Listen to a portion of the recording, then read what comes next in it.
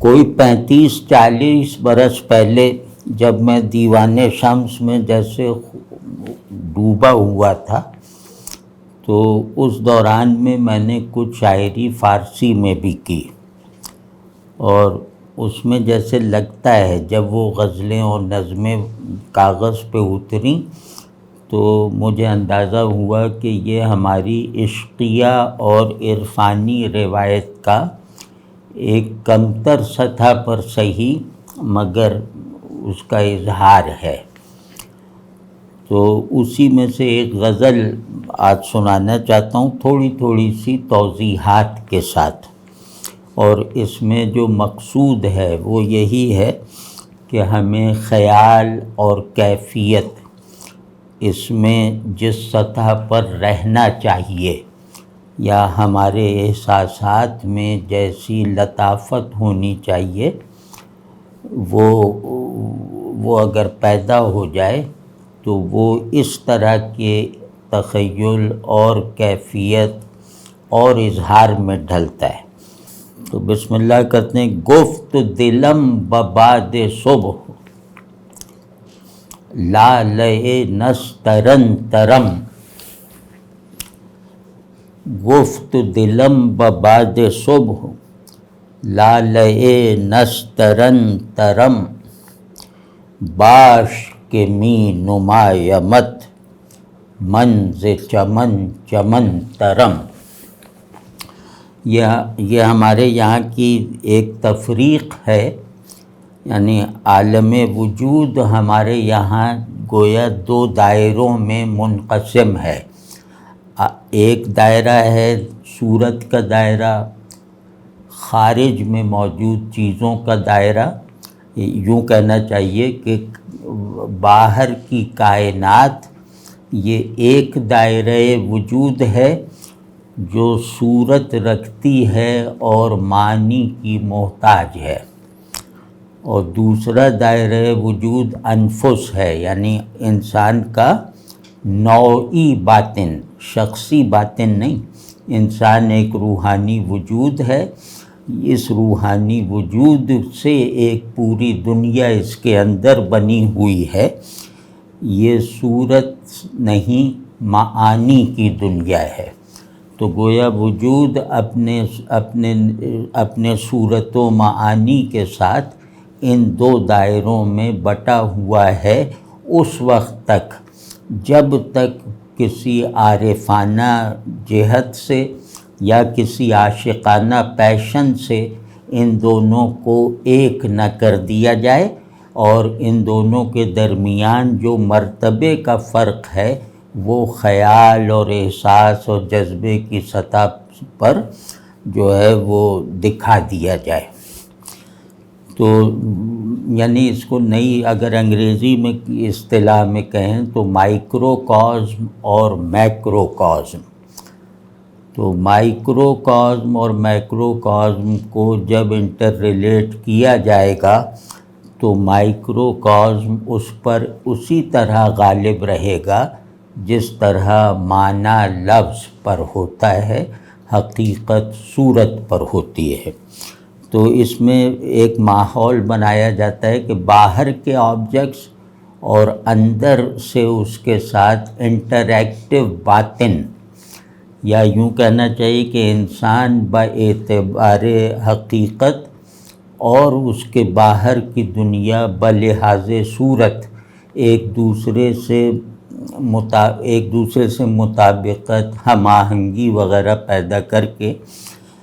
پھر وجود کی حقیقی ڈومین کی طرف اشارہ کرنے کے لائق ہو جاتی ہیں۔ یعنی وجود اپنی حقیقت کے ساتھ میکرو کازم اور مائکرو کازم کے تعلق پیدا ہو جانے پر موقوف ہے۔ یہ اس وقت تک نہیں کھلتا جب تک باہر کی فطرت اور اندر کی فطرت کے درمیان وہ ایک جسے یعنی وحدت کہلائی جا سکنے والی انٹریکٹیو دوئی نہ پیدا ہو جائے۔ تو وہ ہے کہ اس میں وہی ماحول ہے نا باہر کا، اور وہ کہ گفت دلم بباد صبح میرے دل نے صبح کی ٹھنڈی ہوا سے کہا، یعنی بہار کی ہوا سے کہا کہ لالے نسترن ترم، میں گلے لالہ کی طرح ہوں۔ گلے لالہ کی طرح اس لیے کہ لالہ کے بیچ میں ایک وہ سیاہ دھبا ہوتا ہے جس کو درد کی علامت، فراق کی علامت بتایا جاتا ہے، مطلب سمبل ہے وہ۔ تو دل گلے لالہ اس معنی میں ہے کہ یہ تعلق کی، اللہ سے تعلق یا محبوب حقیقی سے تعلق یا اپنے مطلوب سے تعلق کے دونوں احوال رکھتا ہے، یعنی یہ اس کی حضوری میں بھی ڈوبا رہتا ہے اور اس کے غیاب سے بھی متاثر رہتا ہے۔ تو غیاب سے اسے درد نصیب ہوتا ہے، اور حضوری کا مطلب وہی ہے کہ جو اس میں لالے کا رنگ ہے جو باہر سے، وہ حضوری کا نشاط ہے، اور وہ جو اس کے بیچ میں جو ایک سیاہ دھبا سا ہے وہ ٹریجڈی، یعنی کہ وہ ٹریجک ہے ان معنوں میں کہ حضوری اس وقت تک حقیقی نہیں ہے جب تک غیاب کی تاثیر مرتب نہیں ہوتی۔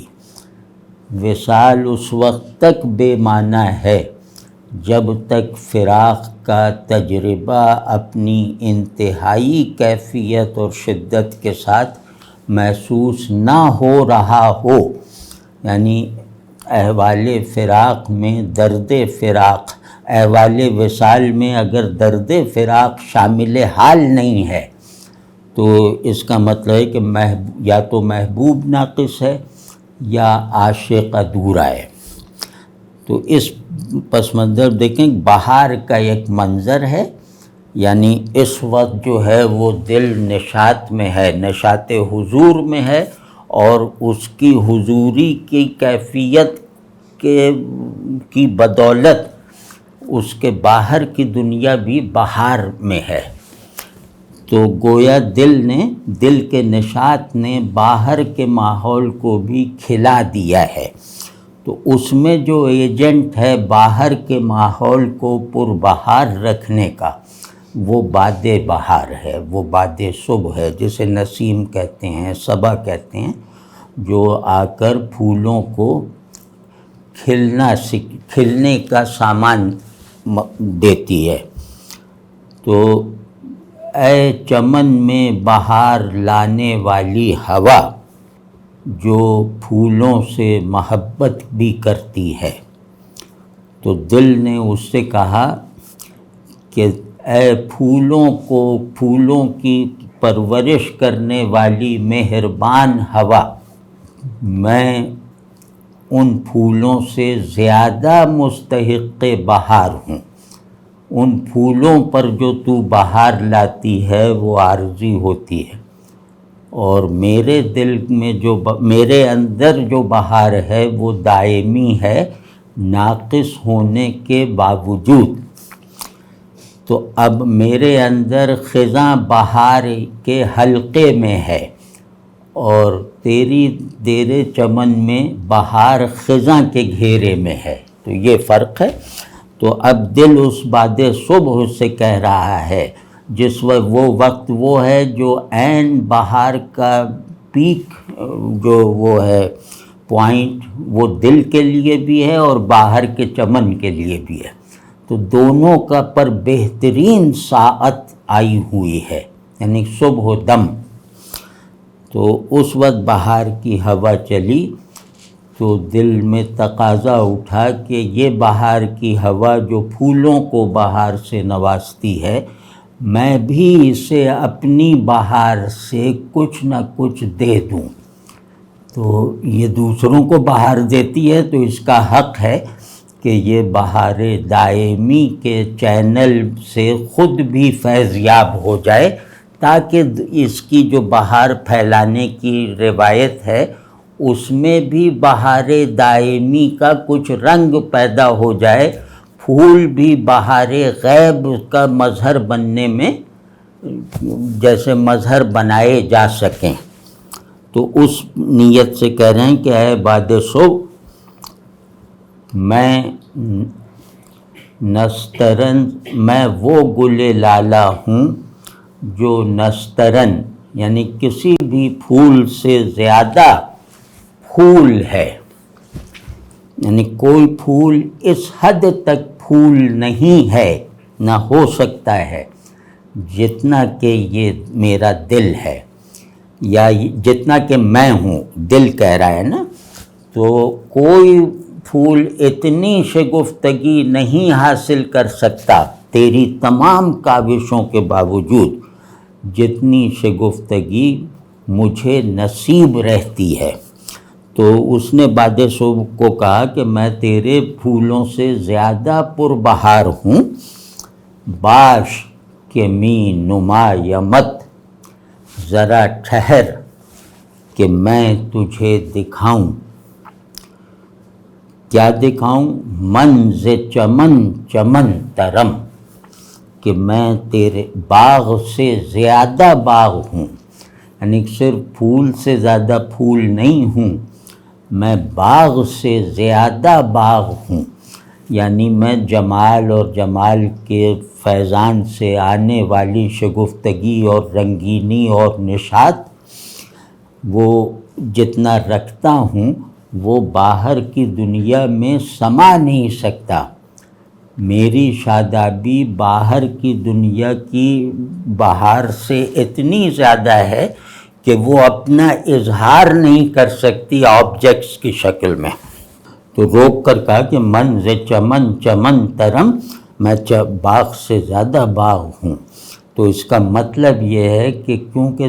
وہ باغ جس میں تو جاتی ہے تو اس کی سرپرست و مربی ہے، تو اب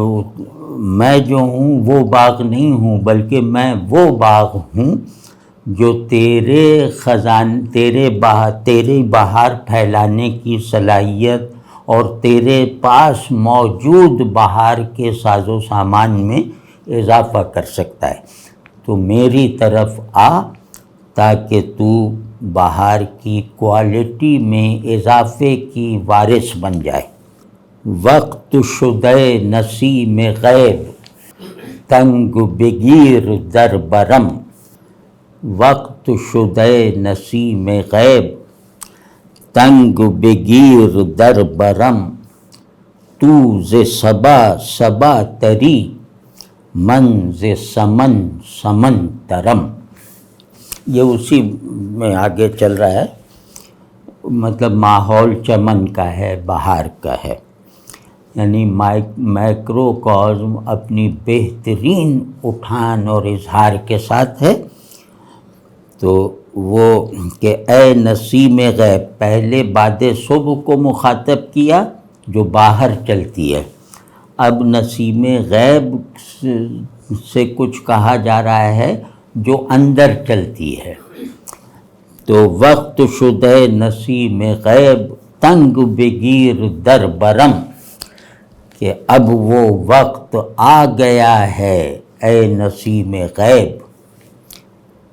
کہ تو مجھے اپنے آغوش میں سختی سے بھینچ لے، کبھی نہ جدا کرنے کے لیے۔ تو اب وہ وقت آ گیا ہے، یعنی میرے اور تیرے اتصال کا وقت آ گیا ہے، تیرے دینے کا عمل اور میرے لینے کا عمل جس دوئی کی بنیاد بنا ہوا تھا، اب وہ وقت شاید آ گیا ہے کہ اس لین دین کی بنیاد پر استوار دوئی کو ختم کر دیا جائے، اور دوئی یعنی وجودی دوئی کو برقرار رکھتے ہوئے مجھے اپنی یعنی تیرے مقابلے میں جو دوسرا ہوں تو تیری نسبت سے میرے دوسرے ہونے میں ترقی ہو جائے۔ تو تنگ بگیر در برم، تو ز صبا صبا تری من ز سمن سمن ترم، تو بہار لانے والی ہوا سے زیادہ بڑی بہار کی امین اور وہ ہے ایجنٹ، اور میں جو ہوں باہر کے گل یاسمن سے یعنی چمیلی کے پھول سے زیادہ گل یاسمن ہوں. تو اس میں ایک رعایت یہ ہے کہ چمیلی کا پھول سفید ہوتا ہے. تو یہ جو غیب کی ہوا سے کھلنے والا دل یہ بھی نورانی ہوتا ہے. یہاں غیب کی بہار نورانی ہوتی ہے اور باہر کی بہار رنگینی کے ساتھ ہوتی ہے. تو سفید رنگ جو ہے وہ ہر رنگ کو قبول کر سکتے ہوئے ہر رنگ سے بلند ہے. تو میرے دل میری سفیدی کو اور چمکا دے، کیونکہ تو باہر چلنے والی صبا سے زیادہ بڑا بہار ہے، کیونکہ تو غیب سے آ رہی ہے، اور غیب میں جو کچھ رکھا ہوا ہے وہ باہر جو ہے وہ نہیں آ سکتا. مطلب اس کی تاثیر پوری کی پوری باہر نہیں آ سکتی.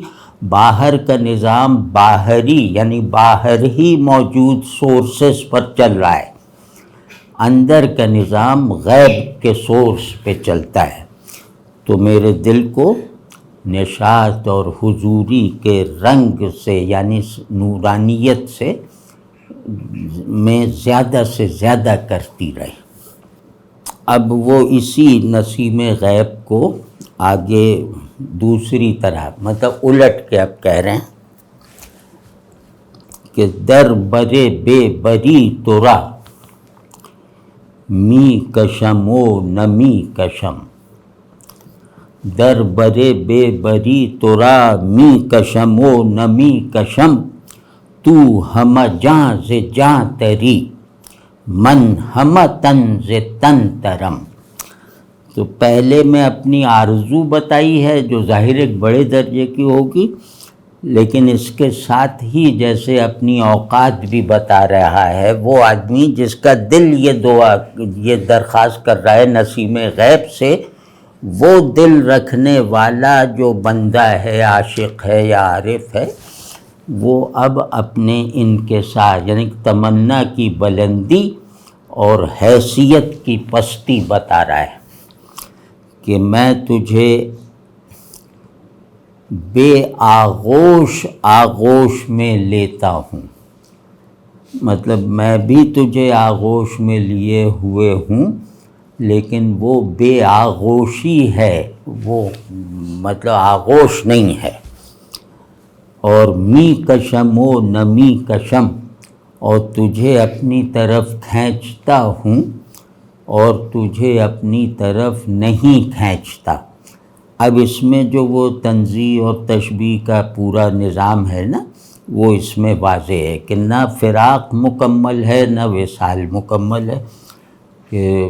ہر فراق میں وصال کا اقرار ضروری ہے اور ہر وصال میں فراق کی تصدیق ضروری ہے. تو ان معنوں میں یہ جیسے پیراڈاکسیکل سا ہے کہ میں تجھے بے آغوشی کے آغوش میں لیے ہوئے ہوں اور تجھے اپنے اندر کھینچنا اور سمونا چاہتا ہوں، اور تجھے اپنے اندر سمونا نہیں چاہتا ہوں. یعنی یہ کوئی عمل نہیں ہے، یہ جیسے عمل کے طور پہ کہہ رہے کہ تجھے اپنی طرف کھینچتا ہوں اور تجھے اپنی طرف نہیں کھینچتا ہوں. تو یہ جو فعل میں ایک پیراڈاکسیکل علامت ہے، یہ مطلب اس کے کچھ معنی ہیں کہ عاشق جو ہے وہ مطلب یہ کہ وہ محبوب کو نہیں اپنے اندر سموتا، لیکن وہ عاشق نہیں ہے جو محبوب کو اپنے اندر سمونے کی کوشش میں نہ لگا رہے، اس یقین کے ساتھ کہ میں محبوب کو اپنے اندر سمو نہیں سکتا. تو اس پہلو سے تو ہم جاں سے جاں تری، تو روح سے زیادہ روح ہے، من ہم تن ز تن ترم، اور میں تو بس جسم ہوں اور جسم سے زیادہ جسم. تو اب روح سے زیادہ روح ہونا فضیلت ہے اور جسم سے زیادہ جسم ہونا یہ پستی ہے. تو گویا فضیلت اور پستی میں ایک کورسپونڈنس چل رہی ہے، اور پستی جو ہے وہ بلندی نہیں چاہتی بلکہ اپنے میں ایک اضافہ چاہتی ہے،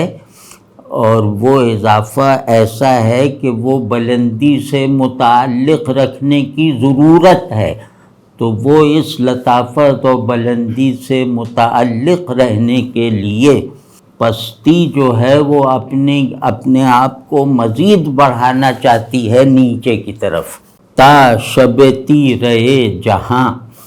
تا شب تی رہے جہاں، در نشود بکنج جاں، عشق ز شمع شمع تر، من ز لگن لگن ترم، کہ دنیا کی تاریک رات روح کے حجرے میں نہ داخل ہو سکے، اس کا ڈر ہے کہ باہر کی تاریکی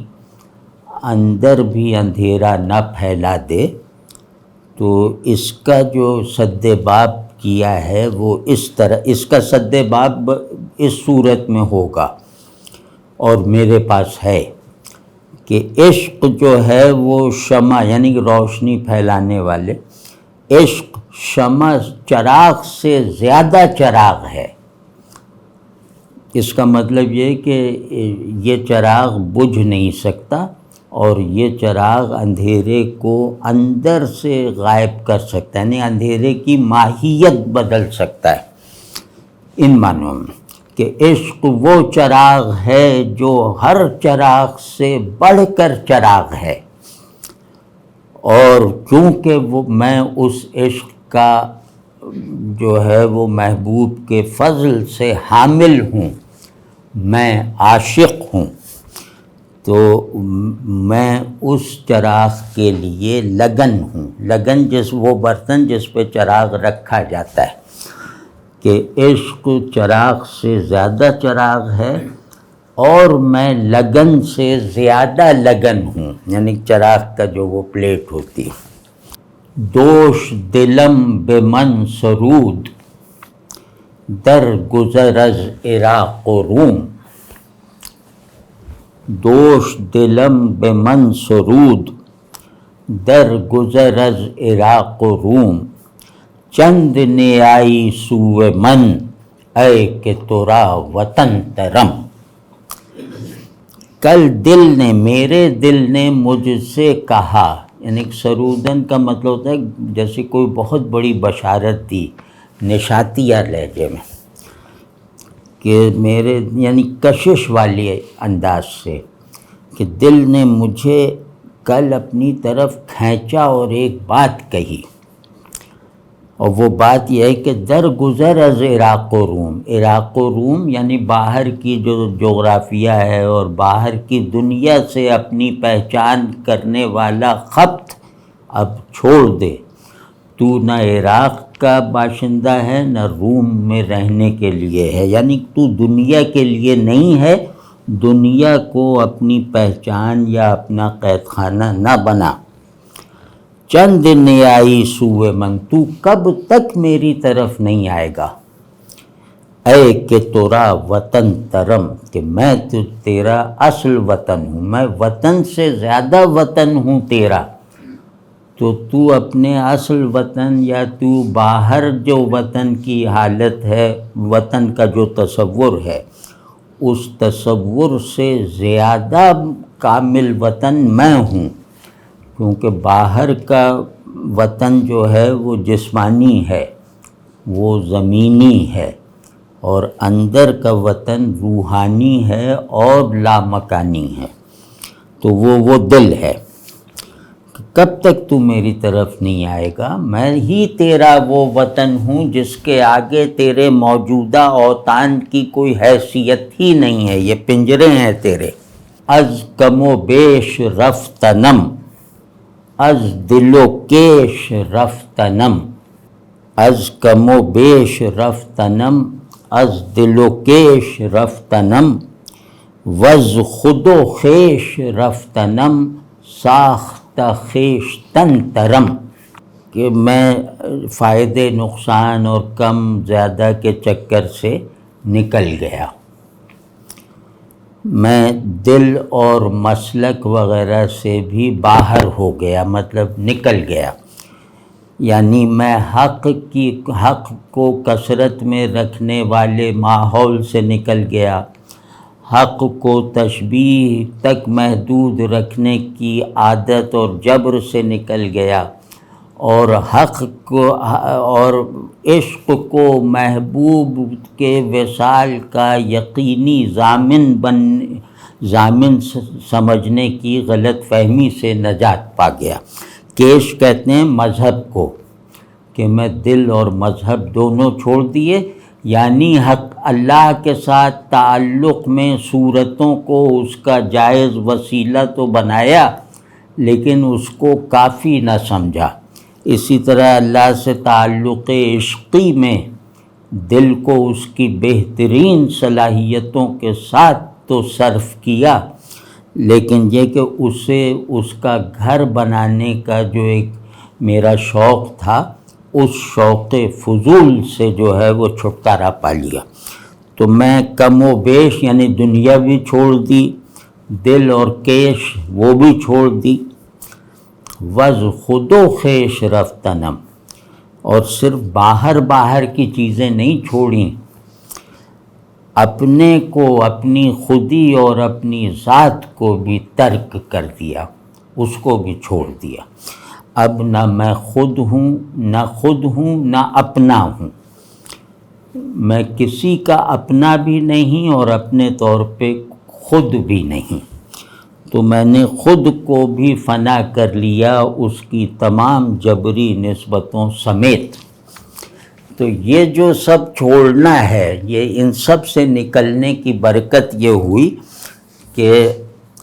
وز خود و خیش رفتنم ساختہ خیشتن ترم، خود کو چھوڑ کر میں زیادہ اپنا بن گیا ہوں، یعنی میں خود کو چھوڑ کر زیادہ بڑی خودی سے فیضیاب ہوا ہوں، اس درجے پہ پہنچا ہوں۔ میں رہتے ہوئے اپنا نہیں بن سکتا تھا، اب میں نہ رہتے ہوئے اپنا بننے میں اللہ کے فضل سے کامیاب ہو گیا ہوں۔ یہ فنا ہے۔ ذرہ مہر زاد ام قطرہ یم نہاد ام، ذرہ مہر زاد ام قطرہ یم نہاد ام، من کے ز خیش نو ترم، من کے ز خود کوہن ترم۔ یہ ایک پیراڈاکس پیدا کیا ہے ترتیب کے مطابق کہ میں بے خود ہو کر خودی تک پہنچنے میں کامیاب ہوا۔ تو اب اسی بات کو دوسرے پہلو سے کہا جا رہا ہے، اور یہ پہلو وجودی ہے۔ پہلا پہلو بے خودی کا شہودی ہے، شعوری ہے، اور دوسرا پہلو وجودی ہے، اور اس میں میکرو کازم بھی گواہ بنایا جا رہا ہے، یا میکرو کازم کو بھی علامت بنایا جا رہا ہے کہ ذرہ مہر زادہ ام، میں ذرہ ہوں مگر سورج کا بچہ ہوں، مجھے سورج نے جنم دیا ہے، اور میں قطرہ ہوں لیکن مجھے سمندر نے تخلیق، میرا نسب سمندر سے ملتا ہے، اور من کے ز خیش نوترم، اور میں کون؟ جو اپنے آپ سے زیادہ نیا ہے، اور من کے ز خود کوہن ترم، اور وہ من کے جو اپنے آپ سے پرانا ہے، میں ہی ہوں جو اپنے آپ سے نیا ہوں، یعنی میرا وہ اپنا آپ جو علم الہی میں ہے میں اس کے مقابلے میں بعد میں ہوں، اور جو میں ہوں میں خود اپنے ہونے کی موجودہ کنڈیشن سے پرانا ہوں۔ تو اس میں ایک جیسے ایک بس کھیل سا کیا ہے کہ اصل میں علم الہی میں ہے عین ثابت کی حیثیت سے، تو اس پہ نظر گاڑ کے میں اگر کہوں میں اپنے اس تعین کے ساتھ، تو یہ ہے کہ وہ میں پرانا ہے اور یہ میں نیا ہے۔ اور اگر دوسرے پہلو سے کہوں تو اسے اپنا میں بناؤں جو علم الہی میں ہے، تو پھر میں کہوں گا کہ میں اپنے آپ سے پرانا ہوں، اپنے موجودہ میں سے پرانا ہوں۔ تو یہ اس میں ایک بات ہے، لیکن وہ خیر مشکل بات ہے۔ آخری شعر ہے کہ منز یمن یمن ترم در دور رفتہ را، منز یمن یمن ترم در دور رفتہ را، ہوئے رم گرفتہ را منز ختن ختن ترم۔ اب یہ انسان اپنی حقیقت کے ساتھ مرکز نظام ہستی کیسے ہے وہ بتایا کہ میں یمن سے زیادہ یمن ہوں اس موتی کے لیے جو کہیں دور جا چکا ہے۔ یعنی جو یمن اور موتی کی نسبت ہے کہ یمن کے موتی در یمن یا در یمانی کہتے ہیں، کہ اس تصور کے ساتھ کہ یمن کے موتی سب سے اچھے ہوتے ہیں، مطلب کم از کم زبان کی حد تک۔ تو اس رعایت سے کہا کہ میں جو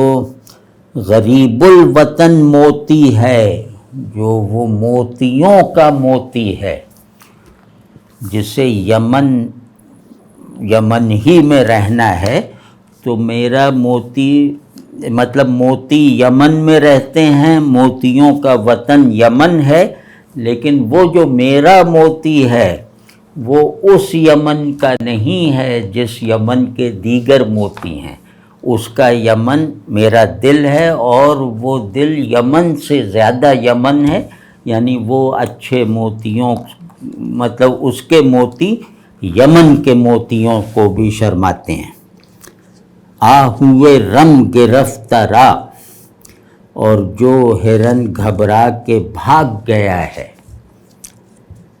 یعنی جمال کے مظاہر جو گھبرا گئے ہیں اس ماحول کی نحوست سے، اور وہ بھاگ گئے ہیں اپنا پیچھا چھوڑا کر گھبرا کر، تو اس ہوئے رم گرفتہ کے وہ بھاگے ہوئے ہرن کے لیے اسے نوید دے دو کہ میں اس کے لیے ختن سے زیادہ ختن ہوں۔ جیسے یمن موتیوں کے لیے مشہور ہے، ختن ہرنوں کے لیے مشہور ہے۔ غزال ختن کہتے ہیں نا کہ ختن ایک علاقہ ہے، وہاں کے ہرن سب سے اچھے ہوتے ہیں۔ تو اس رعایت سے کہا کہ جو آہو بھاگ گیا ہے گھبرا کر، اسے بتا دو کہ میں وہ اسے اگر اپنا ظاہری ختن نہیں ملا تو پرواہ نہ کرے، میں اس کے ختن سے جہاں وہ پرورش پاتا ہے، جہاں وہ اپنی تکمیل کرتا ہے، میں اس جگہ سے زیادہ اس کے لیے ہوں۔ مطلب میرا دل ختن سے زیادہ ختن اور یمن سے زیادہ یمن ہے۔ مطلب چیزیں اگر میرے دل کا کانٹینٹ بن جائیں، باہر موجود چیزیں، تو ان کا درجہ وجود بڑھ جاتا ہے، ان کا مرتبہ ہستی بڑھ جاتا ہے، انہیں دل میں رکھی ہوئی ایک حقیقت، مہر حقیقت ہے، دل وہ مہر حقیقت ان پہ لگا دیتا ہے اگر وہ اس کی طرف رجوع کریں۔ تو یہ جناب یہ جیسے ایک تھیم تھا، وہ ایک تھیم ہے، اس کے ہی مختلف اجزاء اس غزل میں بیان ہوئے ہیں، ارادتاً نہیں۔ یہ غزل تو ایک کیفیت میں لکھی تھی، لیکن اب پڑھنے والے کی نظر سے دیکھا تو اس میں ایک ترتیب بھی ہے جو ارادی نہیں ہے۔